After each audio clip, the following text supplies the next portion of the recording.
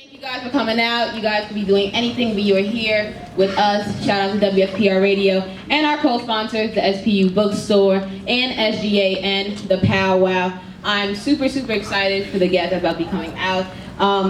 We're going to be having a live discussion, a Q&A, and then following the Q&A, we'll be having a book signing right on the first floor, and you guys have wristbands, so you all will be getting a free book.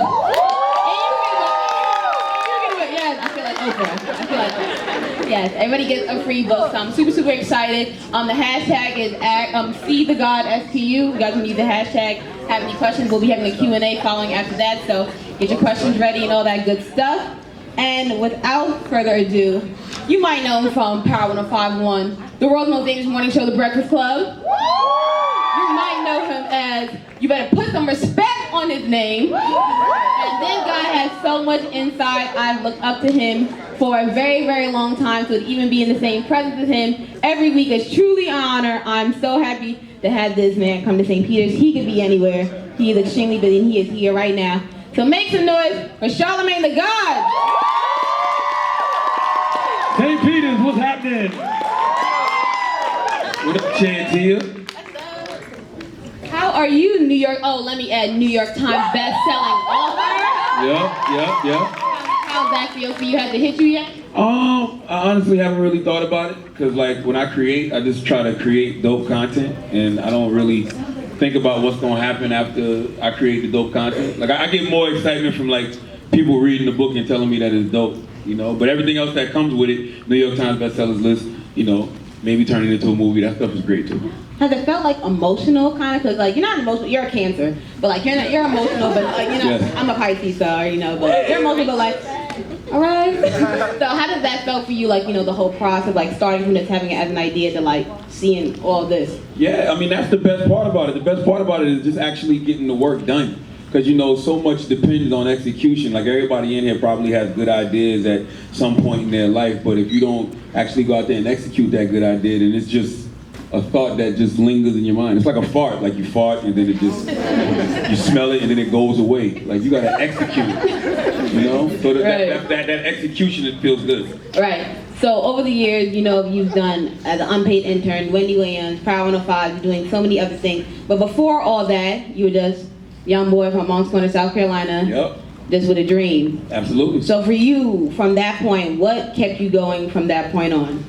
It's just that that feeling, that desire, that knowing that there's something out there greater for you. Like I always felt like that. Like I always felt like it was something out there great for me. Like I knew that I wasn't utilizing my full potential as a black man on this planet, and I just knew that I should be doing more. And when I say doing more, it wasn't even necessarily like, you know, radio or TV. When you're laying around doing nothing at all, yeah. You just know you should be doing something. Like it has to be more to life than this. Like my father used to always say, you're gonna end up in jail, dead, or broke sitting under the tree. And I just didn't want to be in any of those positions. So it's just like that is what fueled me to really just strive to do something. Right. Like I just didn't want to do nothing. Like there's nothing worse than doing nothing. Like just wasting your life away. That is so whack, because you only get one at the end of the day. And you know, you don't want to be that 40-year-old guy thinking about the 20 years of your life where you did nothing but Netflix and chill and play Xbox all day long and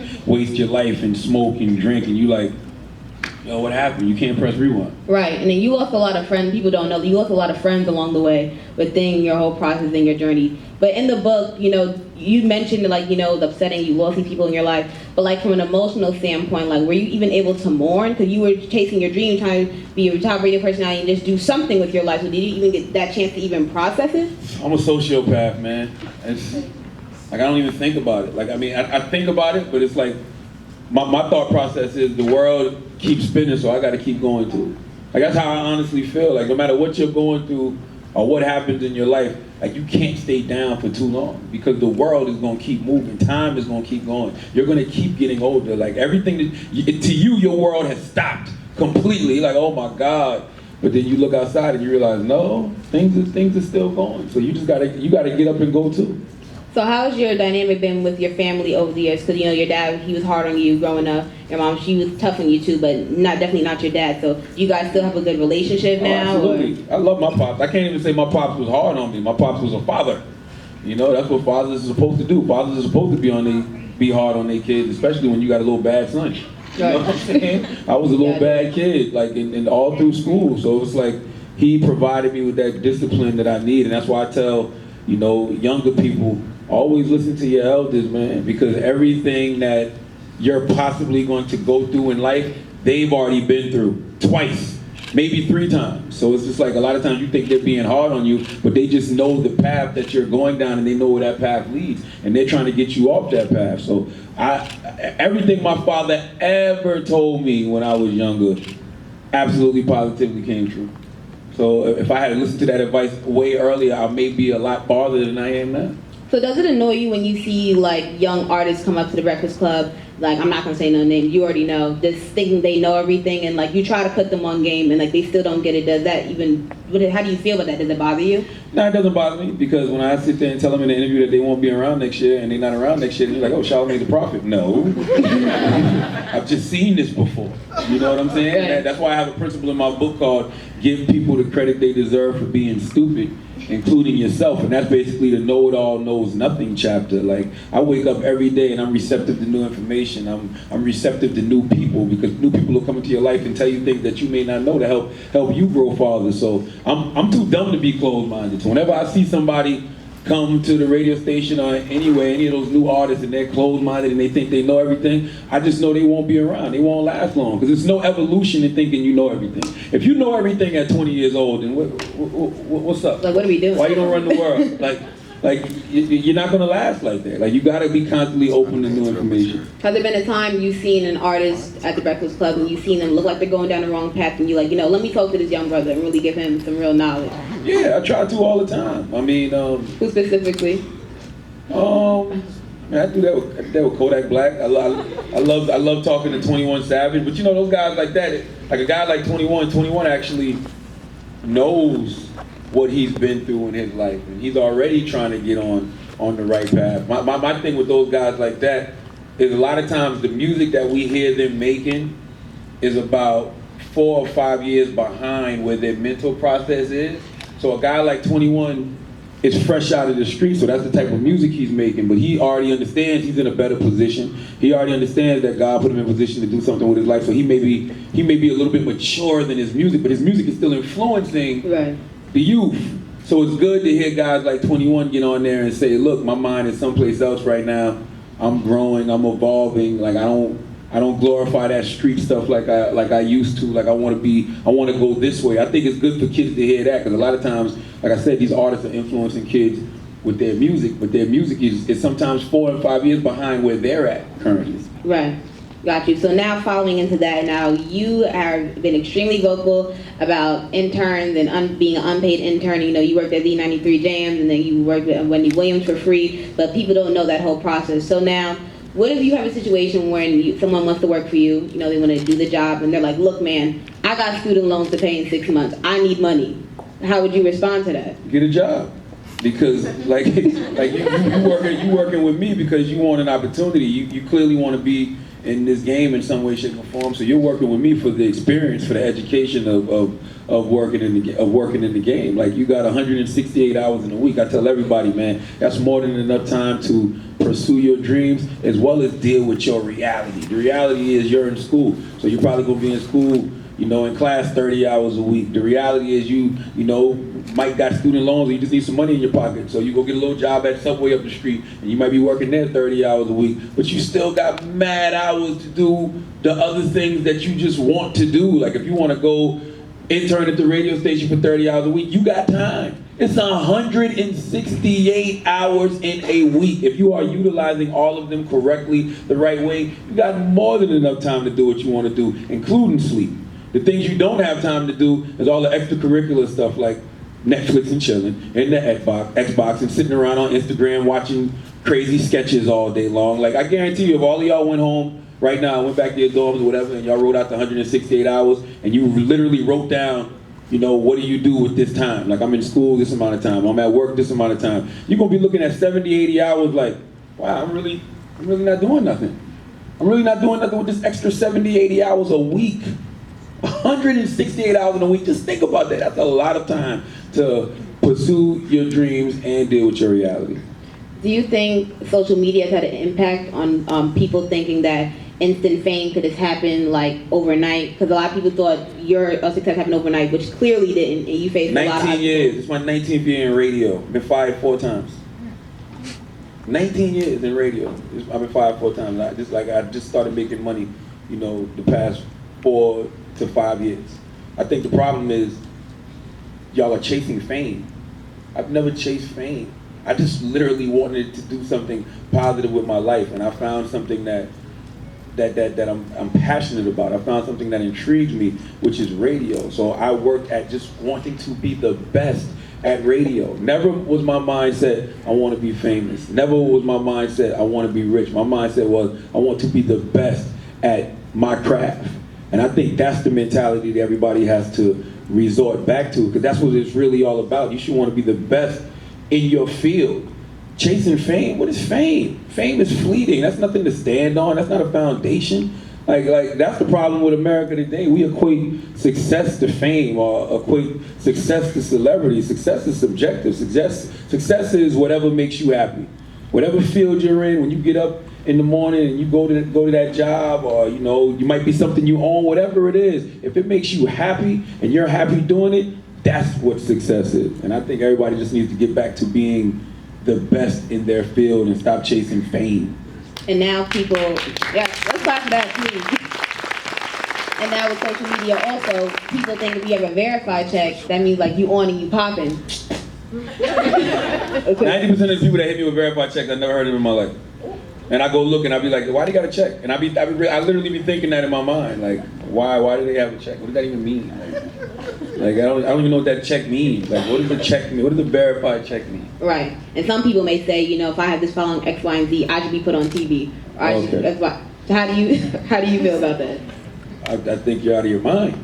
Honestly, I just think you're crazy. That's the problem. I'm telling you, fame is the worst drug known to man. Fame is ruining a generation. You literally got people setting themselves on fire to get likes and retweets.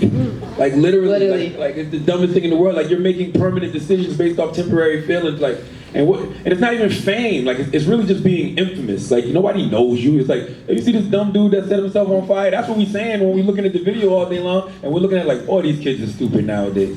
So it's just why is everybody's mind set on fame? I really think America has done a poor job as far as this obsession we have with pop culture, because we really think the only way to be successful is by being famous. It's way more people who aren't famous, who are successful that aren't famous, than people who are famous that are successful. 90% of these people that y'all see online who y'all think are so successful live with their grandmas. Right. And that ain't it either. No. So let's get into principle 3, which is F your dreams. Mm-hmm. And some people see that title and be like, what the heck is he talking about? So explain, everybody here, what F your dreams in your book means. Well, it's F your dreams if they're really not your dreams. And I always say, when you're a young black kid from the hood, the people who you see that are successful, that look like you, are usually in entertainment or athletics. So naturally, we want to gravitate towards those fields because we all just want to be successful at the end of the day. But that's really not your dream. That's just something you see working for somebody else. So being that you see it working for somebody else, you say, oh, I'm going to do that. The reason I know that is because I was one of those kids. I was one of those kids who wanted to rap. And when I used to rap, when I started off at the radio station, I'm looking at somebody like Ludacris, and I'm like, oh man, Ludacris used to work at the radio station. Then he got his rap career popping. That's what I'm going to do. But I had a mentor named Dr. Robert Evans, and Dr. Robert Evans was like, you suck at rapping, and you don't need to rap, you need to focus on radio. He said, you're really good at radio, you could be great if you just put in the work and focus on that. And honestly, that's what I did, because I was never really passionate about rap. Rap was just something that I saw working for other people. I saw people making money at it, and in my mind, I just naturally wanted to be successful. So I'm like, okay, this is how you make it out the hood. That literally was my mindset. I didn't go to college like you guys, and I wasn't exposed to, just other industries. I really thought rap was gonna be my way out of the hood. But when he told me I sucked at rapping, it felt like a weight was lifted off my shoulder. And I just started focusing on what I was passionate at the time, and that was radio. And now I'm sitting here talking to y'all with a New York Times best-selling book. Okay. You now, when Dr. Evans told you, you suck at rap, you weren't like, I'm alright. You were just completely like, Of course, I was like, I'm nice, you bugging. Dizzy Van Winkle, by the way, if you don't know his rapper name. Yeah, that was my rap name, Dizzy Van Winkle. See what I'm saying? I'm so glad I said F that dream. And how'd you get that name out of all names? You could have had anything. Well, let the record show, I used to do a lot of drugs when I was younger. And I was sitting around one day and I read this story about Rip Van Winkle, and Rip Van Winkle was like asleep for mad long. And then he woke up and I was like, yo, imagine I'm asleep mad long and I wake up like mentally confused, dizzy. So I'm like, yo, Dizzy Van Winkle. See, that's what happens when you do drugs, kids, so don't do drugs. Yeah, so going into that, so you've had a lot of obstacles in your life and you mentioned a lot within your book. Which principle was the most difficult to write about? The most difficult, probably the first chapter, because the first chapter is a lot about my hometown. The first principle is, it's not the size of the pond, but the size of the hustle in the fish that's in the pond. And I guess, when I'm talking about my mom and dad, like I realized like how much I didn't know about them prior to them being my parents. That's one thing that none of us really realize. We all forget that our parents had a life before us. You know what I'm saying? Like we all think that, and to us, it's like we just know them as parents, but before they were parents, they were just two kids out here trying to figure it out. So I really didn't know like how they met and stuff like that, and that was kind of like, that was a little difficult to write about. Only because I wanted to like when I felt that feeling of discovery, like damn, I really don't know much about it. Like I didn't want to like pick up the phone and call my mom and dad. I was just like, I'd rather share that with the reader. You know what I'm saying? Because I feel like that's a teachable moment. Like, I mean, I don't know who in here got kids yet, but I got a couple kids, married and all that good stuff. So I felt like I wanted to, talk to I wanted to be more open with my daughters about my past, so to speak. And when will you let them read the book, like in their own time, or will you give it to them at like once they're over 18? Yeah, thinking about 18, 19. She's 8 now. So she got a lot of time. She's straight. Yeah, I'm gonna let she's fresh off she's on the Judy Blume and the Beverly Clearly now. She's on that. I'm gonna let her stay on that. She's in her Harry Potter phase right now. I don't need for her to start hearing about crack sales and stuff yet. Yeah, you were being a young savage. Yes. So who's the very first person that read this book? The very... Mine is the publishing and all the agents and all that. I think it was my wife. Yeah, it was my wife, and then it was my wife and Angela Rye, actually. Oh wow. Yeah, because I had the galleys. I had 2 galleys, and my wife had one and Angela got one. Yeah. And what was her reaction when she saw it? My wife's reaction, she liked it. She liked it. She's been there every step of the way. Like literally the first time I ever filled out an application for an internship. Like my wife was my girlfriend, and she drove me. Yeah. Yeah, we was in high school, so like she's been there every step of the way. So to her, it's kind of like she knows all of this stuff. Yeah.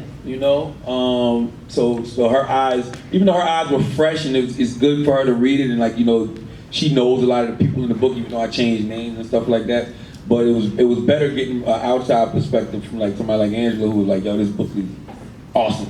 Like it's dope. Like I think it's going to really inspire some people. And to me, that's all I wanted the book to do. I just want people to read the story and be empowered, because that's how I was when I was growing up, reading people's stories, like the autobiography of Malcolm X. Like that's something that inspired me when I was younger. Howard Stern, Private Parts, and it's not even inspiring you to get into radio, just inspiring you to do something. Like you gotta. I love hearing people's stories because it just sparks something in you that makes you say, you know what, I gotta get up and be the best version of myself as well. So that's just what I hope this book does for people. Right, and there was one story in there particular. I'm not gonna go the whole detail, but it was prom night. And you kind of cheated on her a little bit. A little bit. A lot of it. A lot of it. Yeah. And how was it for her to read that? Was she like, Charlamagne? Like, no, we lived that. That's the truth. Everything that I wrote about in that chapter is exactly how it went down. Like you got to read the book. If you read the book, you understand what we're talking about. It's a lot, very in detail. I've always been like too honest, like honest to a default almost. So it's like, you're not gonna play me, right? And you're definitely not gonna play her, because that's what the girls who was trying to do. Like, don't be coming here acting holy. Oh, holy, right? Yeah, after we done had Don't do that. So, but you gotta read it. That chapter is all about living your truth, so nobody can use your truth against you.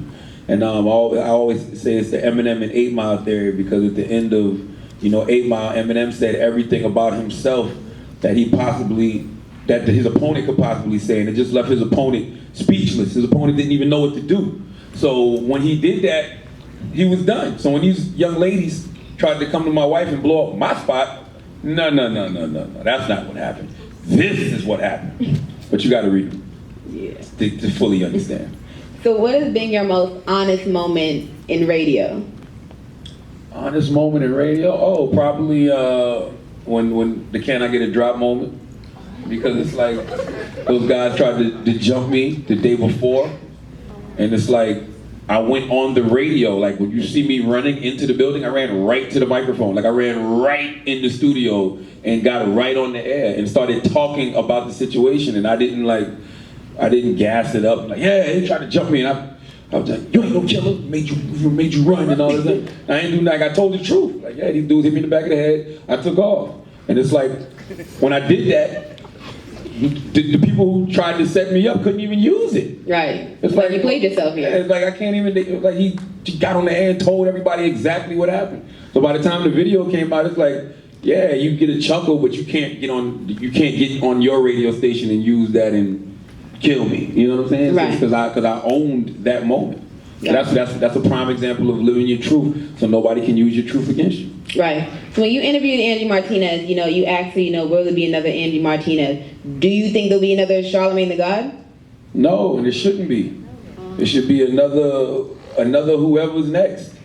Like I don't feel like you should try to be anybody. Like, I think you should try to be yourself. I think you should be influenced by people. I think you should be inspired by people, but I think that you have to find your own voice. The reason Angie Martinez is because she has a unique voice. The reason I'm who I am is because I have a unique voice. The reason Howard Stern is who he is because he has a unique voice. You have to find your voice. Like, you can't try to be like the next person. Why would you want to be a second-rate version of somebody else when you can just be the best version of yourself? Like, that's what I always tell people. Like, everybody in here has something unique within them that nobody can find anywhere else. And when you tap into that, that's when you really start creating your own lane. Like, all people like Angie did for me was create a lane, period. You know what I'm saying? Like, this whole lane of, I guess, radio, hip-hop radio, but I'm just on that path, but I'm blazing my own trail. And that's all I'm doing for the next generation now. I'm just opening up more doors that y'all can just run through. But you're not going to run through them trying to be like me or trying to be like Angie, but you will run through them if you find your own unique voice and be yourself. So where do you see the future of radio right now and young personalities coming up? Because we know Joey Badass had a few words and people had a couple of things and words about that. Yeah, I understood what Joey was saying, but that's not the way the world works. Nobody gives you anything. You earn it, and you earn it by, like I said, having a unique voice. I don't care what field you in. You earn it by putting in the work. You earn it by having the talent. There's no such thing as, all right, boom, yo, it's your turn. Come on, handle this. Trust me, when I was 20, 21 years old, I thought I was the best radio personality on the planet. I thought I was ready to do morning radio in New York City, but the truth of the matter is I wasn't. I absolutely, positively wasn't. Once I gained that experience, then I was later on in life. So it's the same thing with anybody that Joey Badass is talking about. Like, you can't have, like, youth don't make you ready. Experience makes you ready. And you've got to have that experience. Like, I got another principle in my book called Put the Weed in the Bag. And if anybody has ever seen the movie Belly, who's seen the movie Belly in it? Remember when DMX and Nas was at the table and the two young boys was like, yo, man, we ready to quit school, man, and go out there and get money with y'all, man. We don't get money with y'all. DMX was like, man, put the weed in the bag, then get money. That's basically saying you can't escape the process. Everything has a process. Like, there's nothing that you go from 0 to 60 in, no field. If you want to be a lawyer, you got to go to law school. You want to be a doctor, you got to go to medical school. You want to be a radio, you're going to have to intern and get some experience under your belt. Everybody in here needs to read Malcolm Gladwell's Outliers and learn about the 10,000 hour theory. Like, you have to put the weed in the bag first. Everything is a process. You have to put the work in. Like, there's no such thing as just, here, yeah, you're ready, I'm going to give you this spot. No, that's not the way the game works. So if you ask me who's gonna be next and what I think about what Joey said, yeah, somebody's gonna be next, but they're not gonna be next by just sitting around waiting for somebody just to give up their spot and hand it to them. That's not the way none of this works. Yeah. None of it. You gotta go out there and get it. You gotta go out there and earn it. Put yourself in position. And that's why the subtitle of my book is Opportunity Comes to Those Who Create It, because y'all are in the best position to create your own opportunities. I didn't have the tools that y'all have now. If you want to start if you want to be a broadcaster, you can just start a podcast. If you want to be a television VJ, you can just turn your camera on and post your videos up on YouTube. If you want to be an entrepreneur, you can sell t-shirts on social media or sell whatever it is you're selling on social media and have people in Africa buying it. Like, we didn't have that growing up. Y'all, this is the greatest era to create your own opportunity. So you shouldn't be looking for anybody to give you anything. You should be out here taking it. And the people that are already in position will be taking notice of what you're doing. Trust me. And then that's when you get your call up to the big leagues. Right, and in your first, a lot of people don't know, but in your first year of radio, you only made $19,000. That wasn't even my first year. I started off as an intern, and I was making no money. And then I got hired in the promotions department where I was making like $5.50, $6 an hour.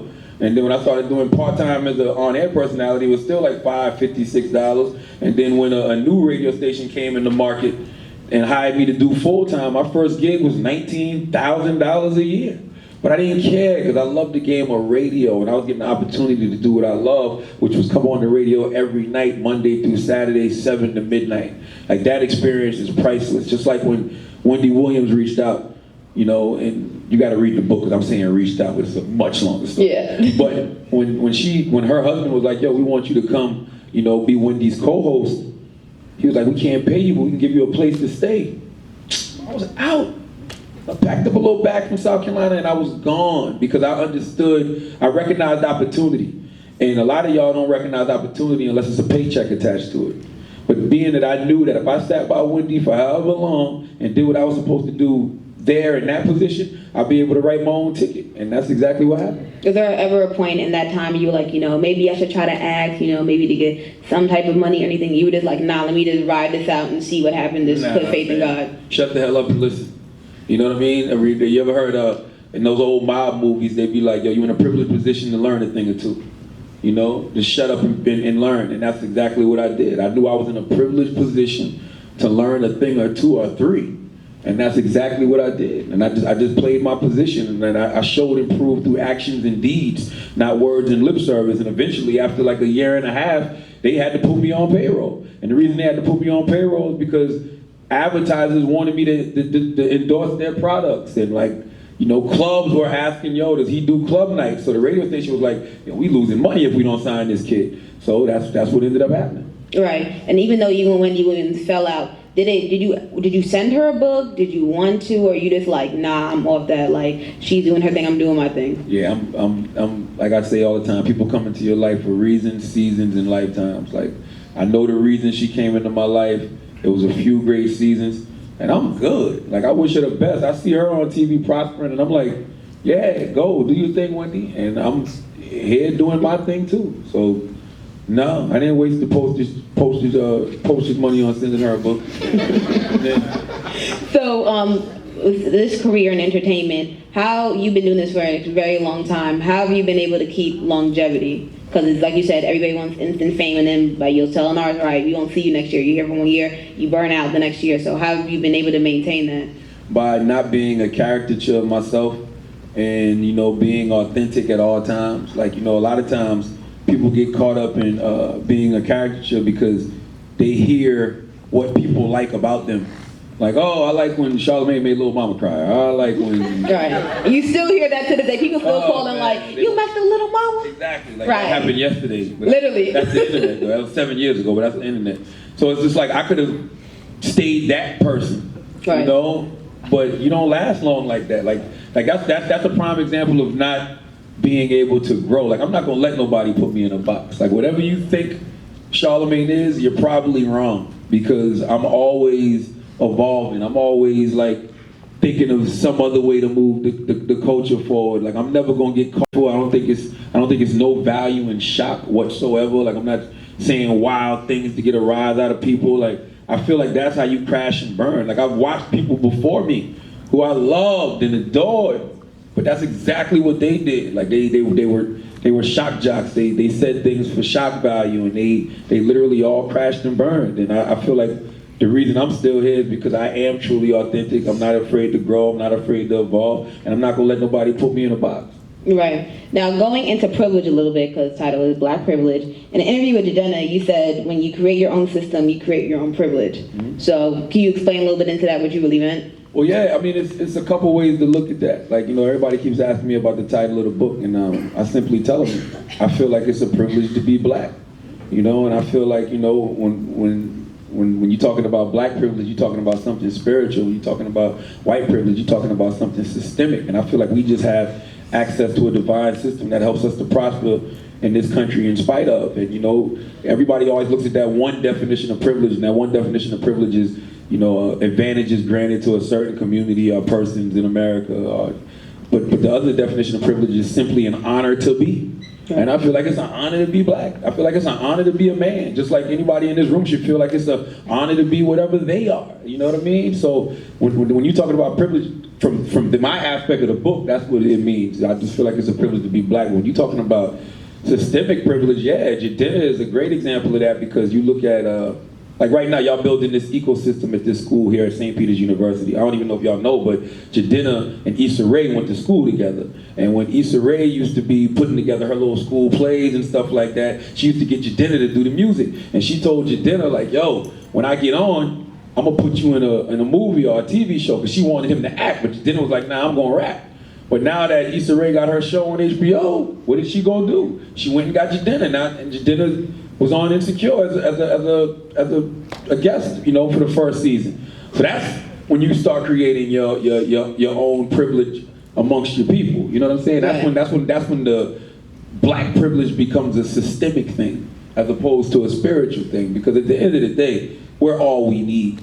And even here, for everybody in the school, St. Peter's, like y'all gonna have St. Peter's privilege in the future. It's gonna be one of y'all that's the CEO of some company, and somebody from St. Peter's is gonna walk in, and they're gonna say they're from St. Peter's, and you're gonna be like, oh, I went to St. Peter's too. And you're gonna take their resume and put it at the top of the pile, and that interview's gonna be a little bit longer, and you probably gonna end up hiring them just based off the fact that y'all went to the same school. So that's when those certain privileges become systemic.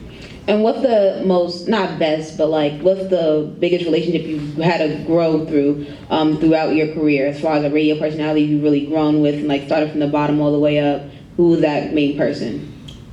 Myself. To be totally honest with you, because there's nobody that's been with me from day one. As far as in radio, I've met so many new people along the way. But I say the biggest relationship I had to constantly grow and evolve was the relationship with myself. Because look, man, self-awareness is the key to me to any type of success, because self-awareness is what allows you to constantly grow, constantly evolve, and be able to check yourself. You don't always need people to check you if you're really self-aware. You know what I'm saying? If you're really self-aware, you know when you're doing something wrong, you know when you're doing something right, or you know when you got something that's good. You have to be totally self-aware, and that's something that I feel like I've always been. I've never blamed other people for the quote-unquote mistakes that I've made. And I say quote-unquote mistakes because I got a principle in my book called, there's no losses in life, it's only lessons. And that's something I truly believe. You either win or you learn. And even when you take what is a perceived L, as long as you learn from it, it's not really an L. So I think the greatest relationship that I've had to just constantly, I guess, fertilize in the sense is the one with myself. And I think that's at the end of the day, your first, last, and best love is self-love, man. At the end of the day, y'all be in here screaming about day one. You only got one day one, and that's probably your mama. You don't know. Yes, clap for that. You gotta be your own day one. So me. So your mom, you're your go-to person to call for stuff, or? Yeah, but I don't like to bother her neither. Why not? That's just the truth to the matter. If I got, that's the tough thing too. Who does the go-to person go to? Because I'm the go-to person for a lot of people. So it's if I got something on my mind, I don't want to call my mom and weigh her down with it. You know what I mean? I just try to always stay upbeat, and even though your mom always knows, you can call your mom. You're like, you good? Right. Yeah, I'm good. No, you good? I'm good. Well, I saw you on The View and you look like you got a little worry in your face. What does worry look like? So it's just like, yeah, but you know, I try not to wear it down with too many things. The last question before we get into a brief Q&A is, the title of the book is Black Privilege, but originally that wasn't the title. You had a conversation with Steve Harvey, which kind of shifted it. So what within that conversation made you be like, you know what, let me just change this? Well, the name of the book I wanted to, well, my original concept was I Don't Give a F and Neither Should You, and it was going to be a self-help guide on how not to give a F. And like, it's the truth? Yeah, for real. So I was talking to Steve Harvey last year, and when I said that to him, he was like, no, absolutely not, Georgia. And he was like, you know, coming from where you come from, you got a lot of experiences and you got things that you could actually share with people, like lessons, principles that they could actually use. Yeah. He was like, the problem with this generation is that they don't give a F, and they need to give a F. So give them a reason to give a F. And I'm like, you know what? You're absolutely right. Right. Yeah. So that concludes the Q&A discussion. So now we're going to take a couple of questions, like a few questions from the crowd. Anybody has any? We have one of the mics. If you just want to raise your hand real quick, somebody will come to you. Just state your name and where you're from. You can stand up, please. Michael Daniel, I'm from Roselle, New Jersey. What up, Michael? Charlamagne Tha God. My brother. Second course out of women's ass. I don't do that no more. That's the old me. No, but you really been an idol for me, especially on your come up and like where you came from, and like with the rap story. I wanted to know how difficult was it for you dealing with Funk Flex during that 2015, during that whole Drake and Meek Mill beef. I wanted to know what was your standpoint. That was light work for me because, like, that was a good. That's actually a great question because I learned so much. Because I had learned something prior to that moment, it helped me to deal with that. And I don't know if y'all remember when I played the audio of Floyd Mayweather reading, right? So wrong. Yeah, when I played that, right, like everybody that was in the studio told me not to play that. And I was like, no, we playing this. I want these ratings.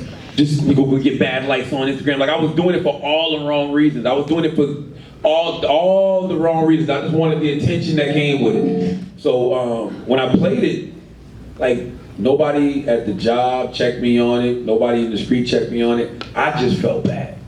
Like I felt bad. I was like, there was nothing about this Floyd Mayweather moment. Like I didn't use it to teach. I didn't use it to try to encourage other people to learn how to read properly. Like I just was just like clowning. So I felt bad. So when that Drake situation came about, those Drake reference tracks, you know, that somebody else was rapping his rhymes, I had those way before anybody. But when I got them in my inbox, I was like, I don't even want them. Just feel like Floyd Mayweather all over again. So I ended up sending them to Drake people. And I'm like, look, man, like they just sent me this.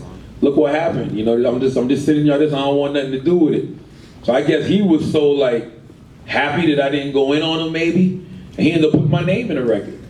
I don't got to beef with nobody after my name is in the biggest diss record of the year, one of the biggest record of the year. I won already. All I ended up doing was getting free liquor all year. How many cases have you got? You got like 6 bottles, much. Right? Even now, people always sending bottles to Charlamagne. Literally. It's like, that's how I won. I won that situation by doing the right thing, by doing what I know would make me feel good. And what would make me feel good was not playing them ghost tracks. Because I just felt like that was petty. Like it's nothing to that. Like I'm not into that. Like I'm not into just tearing people down for the sake of tearing them down. Like if there's no teachable moment or something to be learned from the situation, I'm not trying to get involved. You have time for another question? Hi, my name is Christian Jermes, and I'm from the Bronx. What's up, Christian? How are you? My question is, what has been the hardest thing you had to overcome, and how'd you do it? The hardest thing I had to overcome, I got a chapter in my book, or the principle in my book called PYP. And I say in life you're going to be presented with 3 Ps. And you know, it's either passion, poison, or procrastination.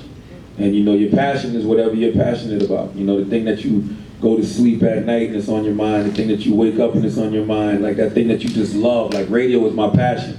So to answer your question, the biggest thing I had to overcome is all the poison that people will put in your head, because people will tell you that you can't do things and You know, they'll tell you that you're not good at things, or you're never going to make it in this thing, and that breeds a lot of fear, and it breeds a lot of insecurity, and that fear and that insecurity leads to procrastination. Because a lot of us would just be afraid to try.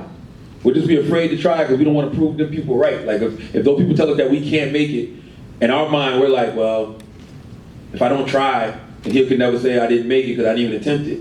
You know what I mean? Me, I'm the opposite. I'd rather attempt it, succeed, and then throw my middle finger to that person. So it's like, so to answer your question, the biggest thing you have to overcome is just all the poison that's going to come to you from the outside world, especially in this loud social media era where everybody and their mama is telling you that you ain't sugar honey iced tea. You know what I'm saying? Like they can't wait. I can tweet out right now, thank you God for blessing me with another day of life. Somebody I don't even know from Kentucky will be like, man, I wanted you to die last night. So ruthless. Yeah, so it's just like you gotta block all of that poison out. Like you gotta block all that poison out, all them insecurities, all that self-doubt, all that fear. When you block all of that out and you don't have that, you'll be fine. Do you block that's the people biggest on thing to overcome. Huh? Do you block people on Twitter, or you don't? You just I started using the mute button because I didn't want to. I don't never want to give somebody the satisfaction of blocking them, because people get off on that. Oh, he blocked me. I got into this. And so now I'm just at the point where I just mute people. I just like that mute button. Solid. And we got time for one more question. Y'all just gonna keep ignoring the white people, huh? Boy, this is so messed up. This is so messed up, man. I'm Esther from Long Island. Hey, Oh, me too. Nassau County, what's up? what's up, Essence? I wanted to know, you said recently you found out, like, within the past few years, you became aware of, like, the trials and tribulations that Black women face at the intersection of, like, race and gender. I wanted to know how that affected how you interact with, like, your wife, your kids, and, like, Angela Yee. Angela's different. But everybody else, yeah, it does, because I honestly did not know that Black women were going through so much pain. I had no idea, and the reason I had no idea is because in my life, Black women have been the strongest women. Like whether it was my grandma, my mom, my aunts, and I talk about that in the book. I talk about how like when my mom was getting a divorce from my pops, you know, she used to be in the room. That's my grandma pushing that thing over there. I talk about how my mom used to be in the room playing Lauryn Hill, X Factor over and over. I just thought it was cool. I'm like, oh, my mom likes Lauryn Hill, but I didn't realize she was actually hurting. So it's not no fault of y'all's. It's just kind of like what we thought. We believed that, yo, Black women are the strongest. That's who we go to when we got problems, when we need a shoulder to lean on. So just realizing that, damn, Black women really are out here hurting. Like, you know, yeah, we do need to treat our women better. We talk to our women crazy. Like, it's growth. It's just evolution. It's just like you realize it and you're like, all right, when you know better, you do better. Like, I can't punish nobody when they don't know better. Like, when you don't know, it's just like, okay, he'll learn. When you know, but then you still choose to do the wrong thing, then that's when we got a problem. Gotcha. Thank you. So thank you, everybody. Give a round of applause for Charlamagne Tha God. Thank you, thank you, thank you. Black privilege!